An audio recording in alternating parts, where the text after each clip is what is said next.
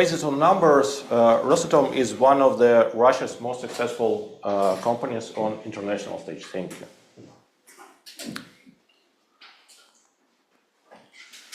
It holds top positions in global nuclear market. It leads in building nuclear power plants and NPPs abroad, and is a key player in uranium enrichment, mining, and fuel supply. Rosatom's revenue has tripled over the past 5 years. Almost half of it comes from foreign projects. In the 3 years since the full-scale invasion of Ukraine began, Rosatom's foreign revenue has almost doubled, reaching over $18 billion in 2024. But it's not all as smooth as it looks at first, especially if you compare it to what Rosatom expected before 2022. Rosatom's strong global presence and the challenge of replacing nuclear suppliers have given it a kind of sanction immunity. Ukraine is likely the only country that has sanctioned hundreds of Rosatom-linked companies and cut all ties with the corporation. But other Western countries have taken a more selective approach, targeting mostly military-linked Rosatom's entities and entities directly connected to Russia's occupation of Zaporizhzhia NPP in Ukraine. Nevertheless, Rosatom is also under pressure.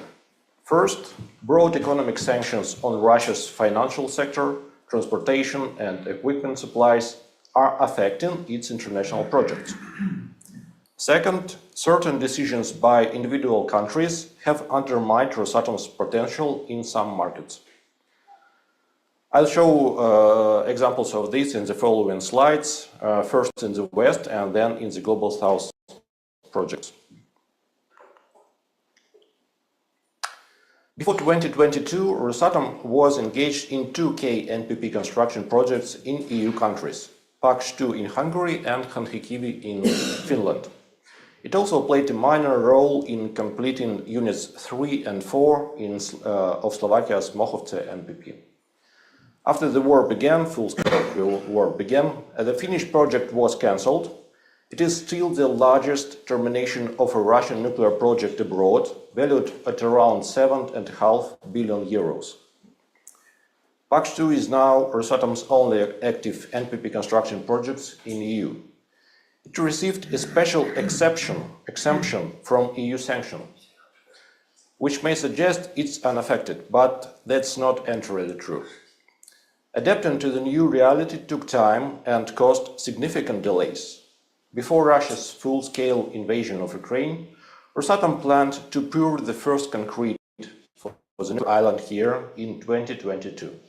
However, 3 years later, that still hasn't happened. The project will also likely have to diversify its fuel supplies from purely Russian supplies. The Slovak project mainly helped expand Rosatom's potential fuel customer base in EU, and its role in construction was minimal. More significant changes are happening in the fuel supply market in EU. 19 VVER reactors are operating in 5 EU countries, and they are still using Russian fuel. In 2023, they even increased fuel purchases, mainly to stockpile amid uncertainty. Bellona was among the first to report this in our publications last year. A year ago, right here on this stage, I shared our forecast, based on new contract analysis, that Rosatom's share on the European nuclear fuel market could fall by at least 3 times by 2030.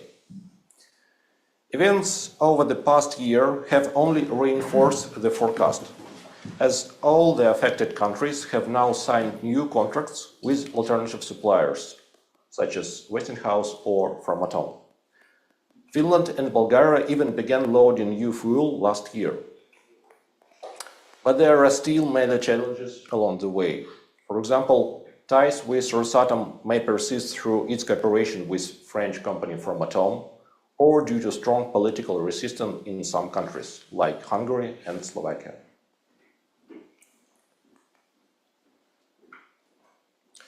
Russia has been the top foreign supplier of enriched uranium to EU and US, covering up to 30% of their demand in recent years. In the EU, most enriched uranium is delivered as part of fuel assemblies. Outside of that, the French nuclear industry is now almost the only buyer. In 2024, Russian uranium was shipped either directly to France or to Rosatom's plant in Lingen, Germany. However, the total volume of EU purchases declined compared to previous years. In the US, a law banning Russian enriched uranium imports from 2028 was passed last year. Deliveries started to decline after peaking in 2023, but it's still too easy to say that if the law is the main reason. Western suppliers, company Bellona and Urenco, already began expanding their enrichment capacity in both the EU and US last year. Governments can and should support this effort. The US is already doing so by enacting the ban and allocating funding to strengthen domestic enrichment capabilities. There is good reason to believe that a change in American administration would not reverse this policy. Last week, the European Commission also announced new measures to reduce dependence on Russian enrichment services and nuclear fuel.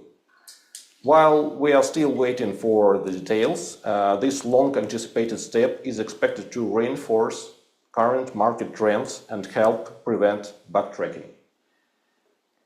With sufficient political will, the West could significantly reduce its dependence on Russian enrichment within a few years. This slide shows the key countries where Rosatom currently has its largest international projects. In total, the company claims to be active in 60 countries. Rosatom's major activities are focused in the Global South, and most of these countries, such as China and India, have not imposed any sanctions on Russia and do not plan to cut ties with it. Most Global South countries where Rosatom operates are considered by Russia as so-called friendly nations and seen as geopolitical allies. In 2023, they accounted for 75% of Rosatom's international revenue, mainly from nuclear power plant construction, which brings it in nearly half of its foreign income. Western countries focused on reducing their reliance on Rosatom, primarily in the fuel sector, now represent only about 15% of Rosatom's revenue. These losses will likely be offset by future deliveries to countries where Rosatom is already building NPP on Global South.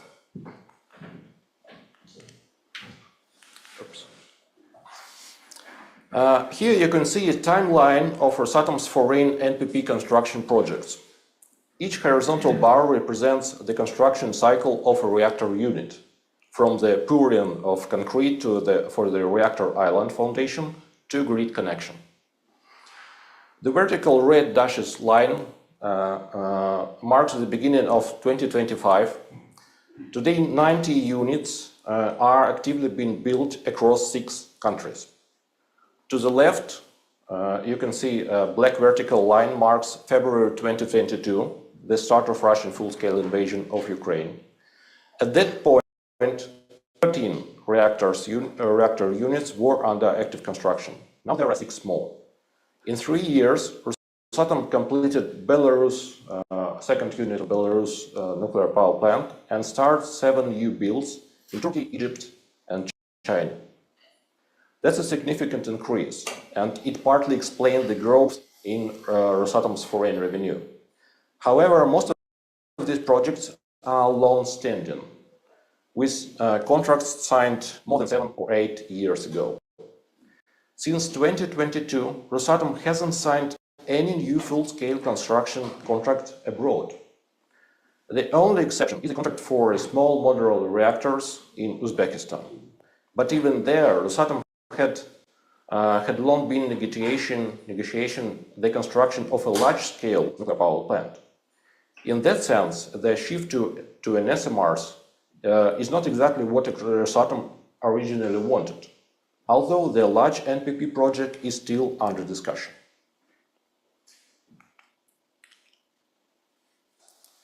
Let's take a closer look at Rosatom's international NPP construction projects. They can be divided in two groups. The first group shown on this slide includes projects in Turkey, Egypt, and Bangladesh. All these countries are nuclear newcomers. It will be their first nuclear power plant. And Rosatom providing full service packages. Most of the funding comes from Russian state loans. In Turkey, Rosatom even owns the Akü NPP. These projects are more vulnerable to Western, especially US, financial sanctions. For example, the Turkish project reportedly lost around $2 billion due to frozen funds in US bank. The Bangladesh project has also faced ongoing payment difficulties due to restriction on using US dollars. In addition, these projects rely on several Western suppliers. For instance, both the Egyptian and Turkish plants use French-made turbines and generators without any issues. However, Siemens electrical equipment for Akü was delayed by the German government, forcing Rosatom to order Chinese replacements. The first unit in Turkey and Bangladesh were originally scheduled to begin operating several years ago. Fresh nuclear fuel was delivered to both sites more than 2 years ago, but the units still haven't been launched. Sanctions haven't stopped these projects, but they have clearly caused delays and problems.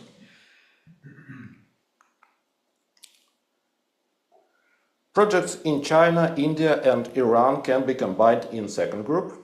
They are financed mostly by customers, and all these countries already have their own nuclear industry, in some cases a highly developed one. As a result, these projects feature a high level of localization. For example, in China, Rosatom is only responsible for the design and delivery of core reactor island equipment, while Chinese companies handle the rest and manage the project. These projects are less affected by sanctions, by Western sanctions on Russia, and depend more on local conditions and capabilities than on Rosatom's effort. Cooperation in these countries is strategic for Russia and also involves deeper technology sharing.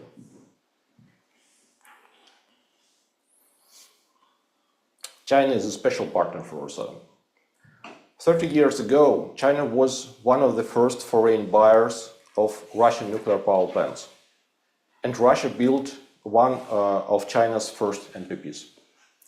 But during this time, China's nuclear industry grew rapidly. Today, it has the world's second largest NPP fleet. To achieve this, China used technologies not only from Russia, but also from Western countries, and developed its own based on them.